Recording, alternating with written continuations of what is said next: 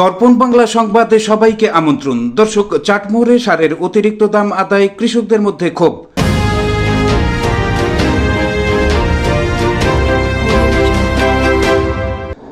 পাবনার চাটমোহর উপজেলার হান্ডিয়াল ইউনিয়নের বিভিন্ন সারের দোকানে সরকারি নির্ধারিত মূল্যের চেয়ে বস্তা প্রতি 500 থেকে 800 টাকা বেশি দাম আদায়ের অভিযোগ উঠেছে।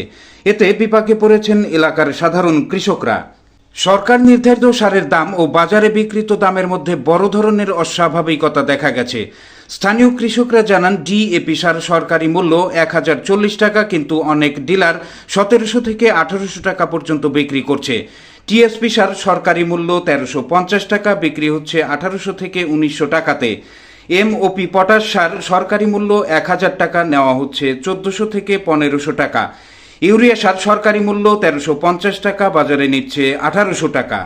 এ বিষয়ে কৃষকদের অভিযোগ, অতিরিক্ত দামে সার কিনে তাদের উৎপাদন ব্যয় অনেক গুণ বেড়ে যাচ্ছে। তারা দ্রুত প্রশাসনের নজরদারি বাড়ানোর দাবি জানিয়েছেন। স্থানীয় কৃষকরা বলেন, সারের দাম সরকার ঠিক করে দিলেও মাঠ পর্যায়ে তা মানা হচ্ছে না। বাধ্য হয়ে বেশি দামে সার কিনতে হচ্ছে। এতে আমাদের চাষাবাদের খরচ বাড়ছে, লোকসানের ঝুঁকিও বাড়ছে। কত করে? 1700 টাকা ঢেপ কিভাবে? আচ্ছা, ধরো বেচতেছি, যে দাম পড়তেছে ওই দাম, 1 টাকা লাভ করতেছি না।